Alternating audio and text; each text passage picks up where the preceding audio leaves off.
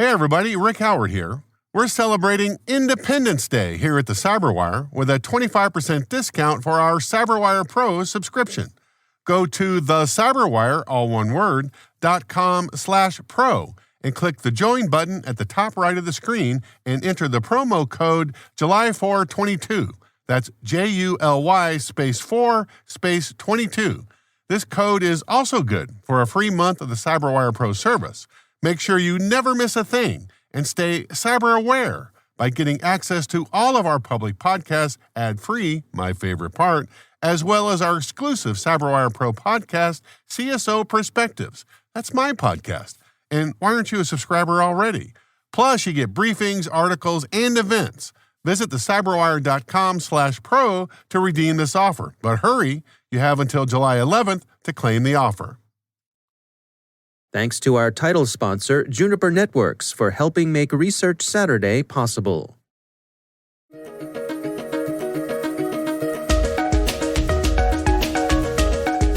Hello, everyone, and welcome to the Cyberwire's Research Saturday. I'm Dave Bittner, and this is our weekly conversation with researchers and analysts, tracking down the threats and vulnerabilities, solving some of the hard problems of protecting ourselves in a rapidly evolving cyberspace. Thanks for joining us.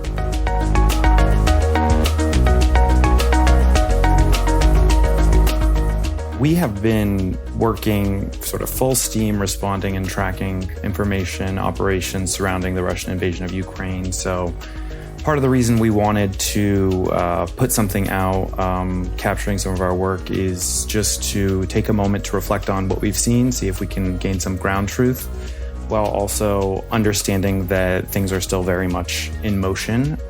That's Alden Wahlstrom. He's a senior analyst on Mandiant's information operations team.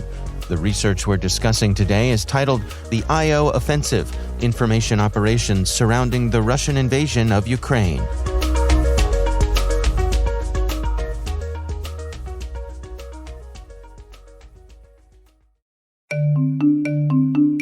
Juniper Connected Security helps organizations build threat-aware networks that extend security to every point of connection across the network. To learn more, visit juniper.net/security or connect with Juniper on Twitter or Facebook.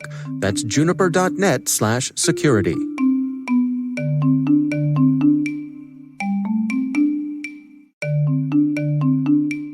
SYNAC Red Team mission data shows that a once-a-year pen test is no longer adequate to protect sensitive missions or meet most compliance requirements. Government agencies deserve a better way to pen test, one that scales to find vulnerabilities that matter most. Go to synac.com/government today to find your better way to pen test in the SYNAC FedRAMP moderate environment. That's synac.com/government. And we thank SYNAC for making it possible to bring you Research Saturday.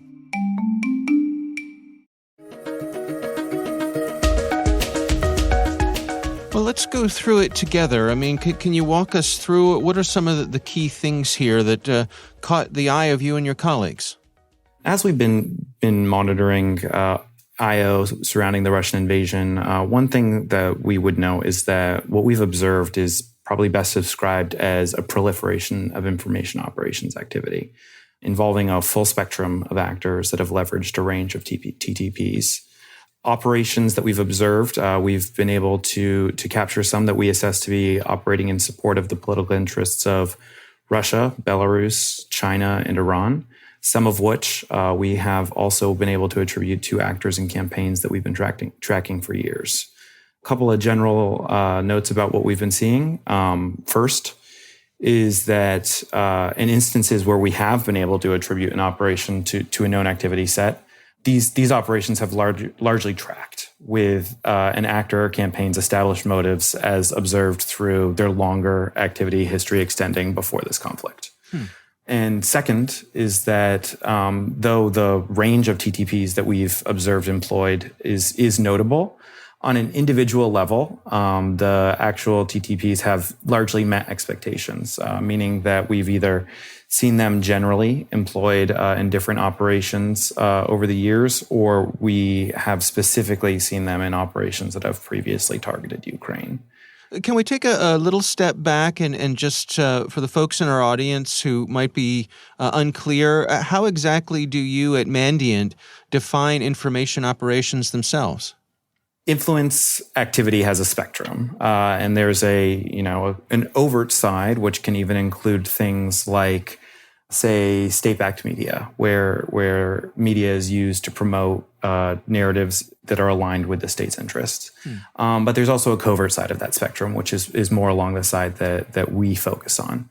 And that is information operations, which we would define our focus as tracking activity that is a politically motivated efforts to manipulate the information environment using deceptive tactics or coordinated and inauthentic online assets.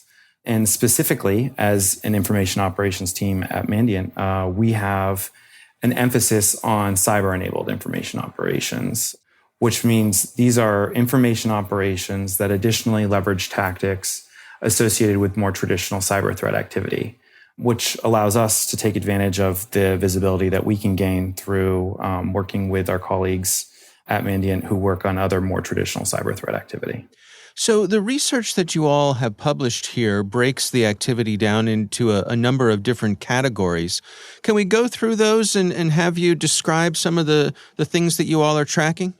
So I think a good place to start is the Russiaaligned activity, which for that, operations that we've observed from Russiaaligned activity sets have employed the greatest range of TTPs. They have targeted audiences in Ukraine and Western countries and Russian domestic audiences as well, with narratives that appear intended either to demoralize the Ukrainian population, to divide Ukraine from its allies and partners, or to bolster perceptions of Russia and its actions. So I think a good place to start in that is operations that have targeted Ukraine specifically, which has been the outsized proportion of that activity. We have seen, for example, campaigns that we've been tracking for years, such as the Secondary Infection campaign, promote various narratives around the conflict. One example is an operation that we observed earlier this year in which the promoted narrative claimed that President Zelensky had committed suicide in a bunker, hiding out during a military operation. That particular operation is a limited run in terms of narrative promotion, and we've seen other narratives promoted by Secondary Infection, but it's just one of many actors that we've been observing. So another example of activity that we've seen is what we would assess to be a coordinated network of pro-Russian Telegram accounts that have targeted the Ukrainian population. Something interesting about them from the top is that the Ukrainian government has assessed them to be information operations assets run by Russian military intelligence, so the GRU. And we cannot independently confirm that attribution. But it's certainly interesting when looking at their timeline of activity.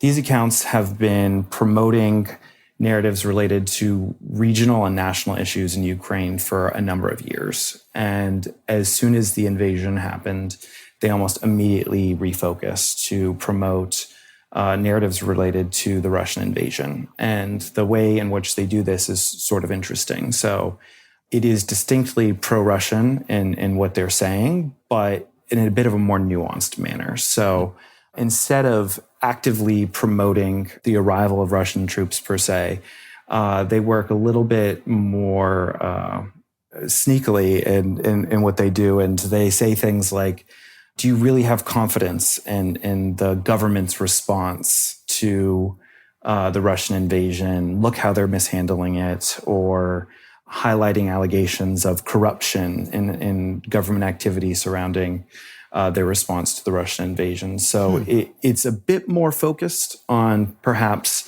attempting to undercut citizens' confidence in the government, but it still is working in Russian interests. Yeah, that's fascinating, kind of sowing those seeds of doubt.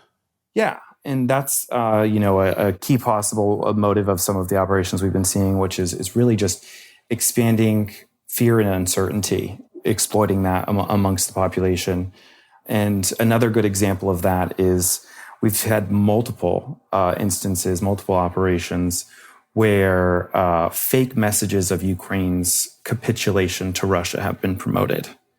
Now, that's something that is pretty easily disprovable, right? If one has access to the news or is able to check in on what's been going on. But these have included defacements of government, regional, and local websites, as well as a defacement of a Ukrainian news organization. So the fact that these messages are being displayed or promoted, even if it is mitigated quickly on what would otherwise be considered verified sources of information, is definitely something to be concerned about when you talk about spreading fear or uncertainty.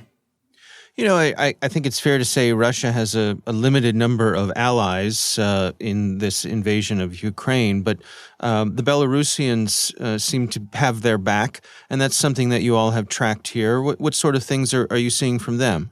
So we have tracked for a number of years the Ghostwriter Information Operations Campaign, which we attribute at least partially to Belarus. And we have observed some activity from the campaign related to the Russian invasion. So at the end of April, we identified an operation that was promoting the narrative that there was a criminal ring in Poland that was dealing in the illegal trade of human organs and targeting Ukrainian refugees in that. It's a sort of a pernicious narrative that you can see rather quickly why it would be concerning, right? It both has the potential to undermine the confidence of Ukrainians who are fleeing to Poland and their trust in the Polish government, and also potentially to raise tensions between Poland and Ukraine, which Ukraine is obviously monitoring that situation as well of where Ukrainian citizens have fled to.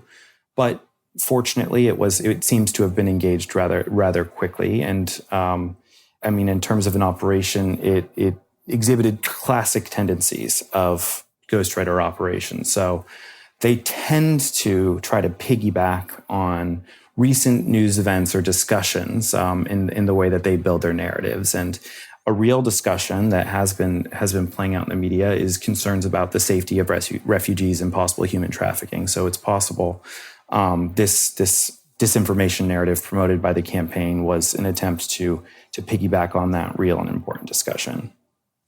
One of the other elements that you all highlight here is information that may be coming from Iran and pro-Iranian information, dealing with some of the players in the Middle East. What are you seeing there? We've observed a number of operations that we've assessed to be in Iran's interest, including some linked to campaigns that we have tracked, such as the Liberty Front Press, and one that we've dubbed Roaming Mayfly. And something interesting about this is that it appears to be a somewhat opportunistic leveraging of the Ukraine invasion narrative. So they are taking the narrative and spinning it in a way that sort of continues to pursue established Iranian interests or specific interests of the campaign. One example is, say, a narrative that highlights or alleges that the West has ignored suffering in Arab countries in conflicts that have played out in Arab countries, for example, Yemen, and suddenly has given significant attention to the situation in Ukraine. So there's a bit of an implied statement of maybe discrimination or racism on the side of the West, but also a narrative like that allows these operations to target classic targets of pro-Iran information operations. They take a shot at the West with a mention of something like a conflict in Yemen. They're also able to take aim at Saudi Arabia as well. So it sort of appropriates the narratives that we've been seeing and then just applies it for their established uses. To what degree are these sorts of information operations efforts a standard part of war? In this case, Russia invading Ukraine. Is it happening in the other direction? Is Ukraine using their own information operations in the other direction? I think certainly. I mean, psychological operations and various iterations of that are definitely a standard component of war. We haven't tracked necessarily information operations targeted in the other direction just based on what we've been observing. But one example is that we have seen active hacktivist activity sort of going in both directions. And claims of hacktivist activity targeting Russia, and likewise and hacktivist activity targeting Ukraine. So there does seem to at least be a duality in the information operations activity, whether or not it can be attributed to a specific source or actual activist groups. What are the take-homes for you and your colleagues on this report? I mean, it seems as though, with the internet, with the cyber age, that we're in a different type of warfare than perhaps we were in the past. An important takeaway here is to a degree, this is something that one could expect in terms of activity that you would imagine happening related to information operations in a conflict. You have parties to the conflict, such as Russia, that are conducting operations that appear, intended to influence events on the ground and bolster their own actions. And then also you have the attractive nature of an important global event itself to bring in third-party actors to promote their own interests.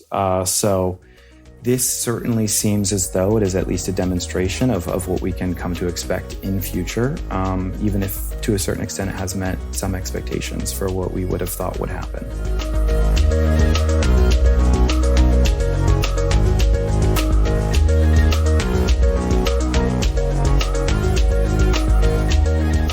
Our thanks to Alden Wahlstrom from Mandiant for joining us. The research is titled The I.O. Offensive: Information Operations Surrounding the Russian Invasion of Ukraine. We'll have a link in the show notes. Thanks to Juniper Networks for sponsoring our show. You can learn more at juniper.net/security or connect with them on Twitter or Facebook. Thanks to Synack for their sponsorship. Government agencies deserve a better way to pen test, and the Red Team at Synack applauds your mission to find the vulnerabilities that matter most. Learn more at synack.com/government. The Cyberwire podcast is proudly produced in Maryland out of the startup studios of Data Tribe, where they're co-building the next generation of cybersecurity teams and technologies. Our amazing Cyberwire team is Rachel Gelfand, Liz Irvin, Elliot Peltzman, Trey Hester, Brandon Karpf, Eliana White, Peru Prakash, Justin Sabi, Tim Nodar, Joe Kerrigan, Carol Terrio, Ben Yellen, Nick Valecki, Gina Johnson, Bennett Moe, Chris Russell, John Petrick, Jennifer Iben, Rick Howard, Peter Kilpie, and I'm Dave Bittner. Thanks for listening. We'll see you back here next week.